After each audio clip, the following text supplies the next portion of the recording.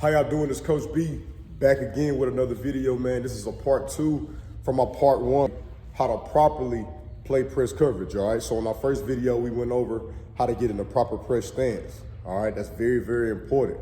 All right, now this video is gonna talk about what we're gonna do after we get in our stance. You know, what are we looking for? What are we reading? What are our first steps? What is our proper technique? We're gonna talk about 2 major keys today, all right? Those 2 major keys are where our eyes go in the beginning, all right, and our footwork within the first 5 yards, all right? Those are 2 most important things that you gotta understand in order to be an effective press cover guy. Those first 5 yards are the tall tale sign on who's gonna win that rep, the receiver or the DB. Whoever wins at this line of scrimmage is more likely gonna win that rep. You do not wanna open your hips early, all right? So we're gonna show you guys a technique to where you can stay square and give yourself a chance to make a play in any route, any direction.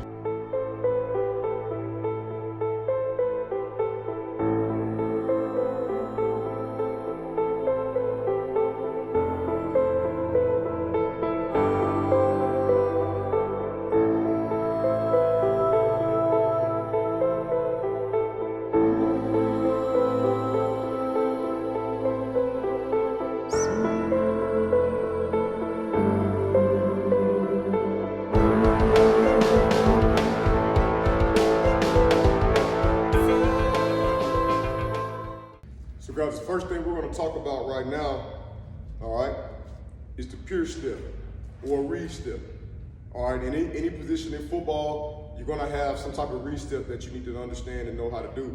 All right, the read step is when you're gathering information. Read information, that's how that correlates, right? So when a receiver lines up in front of you and he knows that you're impressed, all right, a good receiver, pretty much all receivers, they're gonna gather information. If you're dealing with a guy that you know can run routes, he's going to gather information. So I'm gonna act like I'm the receiver, right? So what I would do for guys pressed up on me, I want to see what his reaction is going to be, because that's going to dictate where I go next. So most guys, what they're taught to do, they're taught to get up in your space a little bit. So they may do something like this, right there, all right? Or guys may hit you with a split, right there. Now, what's the correlation between those 2 moves? They both go forward, all right? They both go forward. All right, so what he's trying to do, he's trying to see, are you going to stay hard inside? Are you going to start backing up and giving room? All right, because depending on the type of DB you are, that's what you'll do. If you're a true press DB who's going to own his leverage, you'll just probably stay right here and just wait for his move. Either way, you got to move your feet when they move their feet. So no matter what, I don't care if a receiver spin around in a circle. When he moves, you going to have to move. There's no way that he can make a move and you still stuck right here. He's gonna blow right by you. All right, so we do something called a pure step. A lot of guys teach this, and all it really is a step with the outside foot. If the receiver's on this side of me, and I'm shading him inside, then I want a pure step with this foot, because I want to kick step that way. And we'll talk about the kick step in a minute. So this is what we'll do. Receiver moves, hit, right there. That's all you need. It's a little step. It's a little step, get the feet high, that's all you need. Now, don't do this right here. Don't do that. You don't need to do all that with your feet, all right? You wanna move, but less is always more. You don't wanna be here, hit, moving your feet like that, all right? This ain't water boy, you know what I'm saying, all right? This is all you need is a little step. Hit, right there. Now, the next step, once you hit your pure step, you guys have now both moved. He's made a move, and now your reaction from him is your pure step. Now, there's a couple things that can happen after here. There's some receivers, they may not have, they may not know what they're doing, right? So what they'll do is, they'll probably just get here, and they'll just move in place. Okay, that's why you have to read the receiver's release. Some receivers are good receivers. They'll make a move, and they'll get up in your space, get up on your toes, and they going. There's a lot of factors that you gotta understand. You gotta understand down and distance, because all that matters of how you wanna play your press. All right, if it's like 3rd and short, you definitely wanna be aggressive. All right, if it's like second and 8 or something like that, and you're in a press situation, you could be a little more technical. You can be a little more technical with your feet and less aggressive, all right? But the point is that when you hear after the pierce step, you gotta read what he's doing, okay? So that's gonna dictate your next move. If this guy gets in your space and he's a quick guy, you wanna give him a little room, all right? So you wanna do something called a motorbag technique. Here, right there. All right, I'm doing from this angle. Here, right there. Now, notice my motorbag. I'm not backpedaling. I'm just kind of stepping a little bit, right? I'm keeping my pad level low. Why? Because I don't want to be on my heels when I do this, because if he gives me, if I'm motorbag and he's giving me a left right or a right left, and I'm on my heels, then I'm gonna do like that. Or I'm gonna do like that. And once my hips opened up within 5 yards, I am done. There's nothing I can do. The only way that I can be saved is if we're like in a two-man type of defense, like I safety help, all right, or the quarterback just gonna see my receiver. But other than that, your guy's gonna be open. So remember, on your motorbag, you're always gonna be shoulders over toes, right? Shoulders over toes at all times within the first 5 yards, all right? Because that's the best way to have the best body control, and it's the most efficient way to move, all right? Another thing too, your feet. Guys, when you see these cones, your feet should not be that wide when you're motoring back. In press stands in general. All right, you want everything to be inside your frame and footwork. You want to be able to move fast. Here, boom, right here. So you can move laterally. All right? So you don't want to be here, pure stepping, and then getting, well, I see a lot of DBs, a lot of young DBs do this right here. You guys will get here, and the first thing you do is, all right, now, if you're trying to move laterally, you can't because you're too wide. You're gonna take this big giant step to do that, and you're gonna be late. All right? So make sure everything is here in a narrow base. Here, motor back. Here, motor back. Before we get to the next part of the drill, let me address something about leverage, all right? So when you're playing press, there's pretty much two types of leverages, inside and outside. Football is not complicated, inside and outside.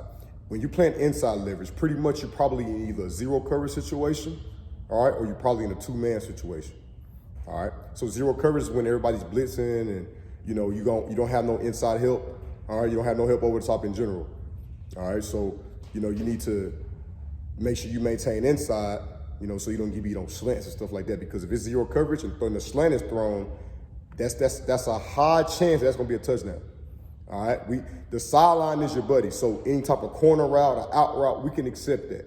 You just got to make that tackle and make sure he goes out of bounds on a zero coverage situation. But if it's like a two-man situation, two high safeties, you don't want to get beat on those slants or posts or digs and stuff like that, because there's nobody in the middle of the field, all right, to make the tackle. You want to make sure those guys go towards the corners, all right, towards the outs, because you got safety help and you got the sideline as your friend. Then you got like an outside leverage, all right? When you guys outside leverage, let's say I'm here, the receiver's right here, I'm outside of him, all right? That means you're probably like in a cover one situation. You probably got high inside help in the post, all right? So you know you don't want to get beat on no out routes. You don't get beat on no quick out routes, corner routes, stuff like that, because that middle field safety now has to go over the top to get over there. You want everything to squeeze to him in the middle of the field, all right? So he can get an interception. So on this next part, I'm gonna show you guys the kick step. And what we're gonna discuss in the kick step is the technique to how to do it, all right, and actually owning your leverage through the kick step. Let's say, for example, the receiver's right here on this side of me. This is my inside, all right? This is his inside, so the quarterback is there, okay? So let's just say, for example, we're in a press coverage situation, all right? This guy is about to do an outside release, but he wants to get back inside. Maybe he wants to get inside on a slant or a dig or something like that. Most good receivers, they're not gonna go, if I'm inside right here, they're not gonna go inside unless they're a bad receiver, because, I mean, why would he come from here to here and I'm already right here, I can just cut him off, all right? So the next thing we're gonna talk about is the kick step. All right, so we talked about our pierce step, we motoring back, gather information. Now we're talking about the kick step. We're still within 5 yards, all right? So this is a technique you want to use within 5 yards. After 5 yards, this technique gonna start turning to a crossover run. So when we kick step, and all the kick step is, all right, is an angled shuffle upfield to trail behind him and keep our leverage. So for example, let's say the receiver's here and I'm kick stepping here. I'm gonna push off this foot, I'm gonna stay square, pad level down, right there. Remember guys, we don't have to beat this guy down the field. All right, so when we're kick stepping, it's okay to be a little late. It's okay to be a little late. Regardless of what you guys see on social media with these one-on-ones, all right, one-on-ones, that's pretty much one-on-one, no safety help. The guy has to rush the guy. That's why a lot of DBs get beat, because they're rushing the leverage, all right? Instead of real football where you're gonna have rules to it. You're gonna have a defense where there's some type of structure. So you don't have to necessarily beat the receiver down the field in certain situations. So let's act like this is a two-man situation. A lot of defenses run two-man, all right? You got two high safeties, all right? And you got inside leverage right here. When I kick step, I don't have to beat this guy downhill. I get here, and then once I kick step, I'm staying pretty much half a man, half of my body behind here, and a little bit in front of him. I'm splitting them. So guess what? Remember, within 5 yards, there are 3 possible routes he can run. He can run a slant, he can run like a quick out or a hitch. All right, so if he runs either of those routes, let's say for example, he runs a slant. So he's gonna go here and then come back inside right here. If he runs a slant and I'm playing half a man on him, eyeing his hip, in my trail,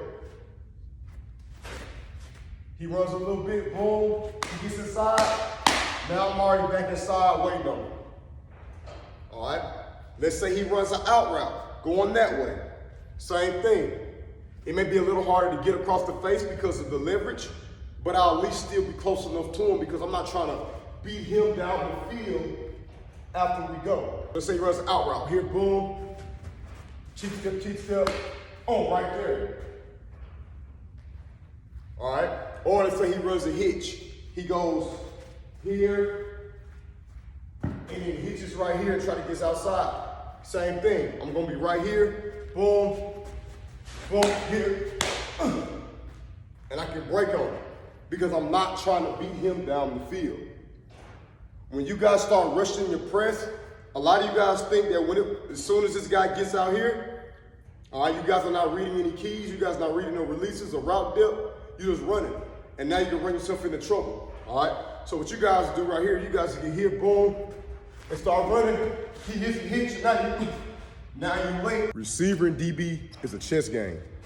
If you ever played chess, you know chess is about patience, making the right move at the right time, all right? And keeping everything simple. Keep everything simple, all right? Just own your technique, you're gonna win the rep, all right? Don't try to rush, you're gonna win the rep. If you got inside leverage, maintain inside. If you got outside, maintain outside. The last thing that we wanna talk about is where our eyes go, all right? Where our eyes go.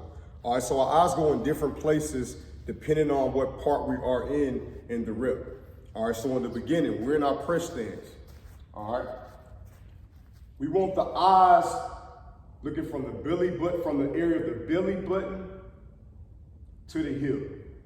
All right, what a lot of guys do, you guys look in the receiver dead in their eyes.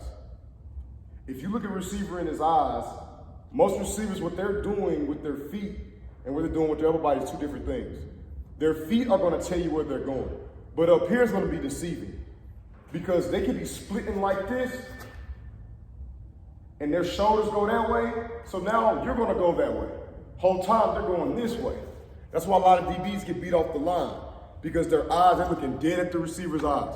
Look at him right here. Because regardless of what happens up here, this gonna stay consistent. This up here, this from here up to here, it's gonna stay consistent. Now some DB coaches teach the knees, some DB coaches teach the feet, some DB coaches teach belly button, but I would say to give yourself more variety, I would say from the top of the numbers, all right, all the way down to the hip. You can't go wrong in this trunk area right here because this can't move. No matter what happens, this doesn't move. This doesn't move, all right? The hips especially don't move. You can do all that, but my hips stay consistent right here. So if I'm a receiver and I go, where my hips going? They still square. So guess what I'm gonna do in this situation? Is the receiver doing all that? All I'm doing for DB is standing right here doing that. Especially if he's getting in my space. Then I'm just doing the same thing. Then when he decides to open up and run, then that's when I kick step and I crossover run. Stance, we get in our stance. All right. Our first step is a pure step. Boom. All right. Our second step, depending on what he's doing, if he gets in our space, we're gonna motor back. All right. And our next step is gonna be a kick step. Right there. All right, I'm doing from this angle.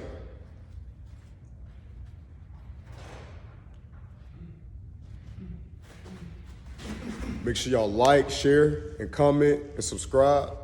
If this video helped you out, we got more videos dropping soon. We're gonna drop more shorts with drills that show you guys how to improve your press coverage, and even more drills for more positions. So thank you all for watching, and I'll see y'all next time.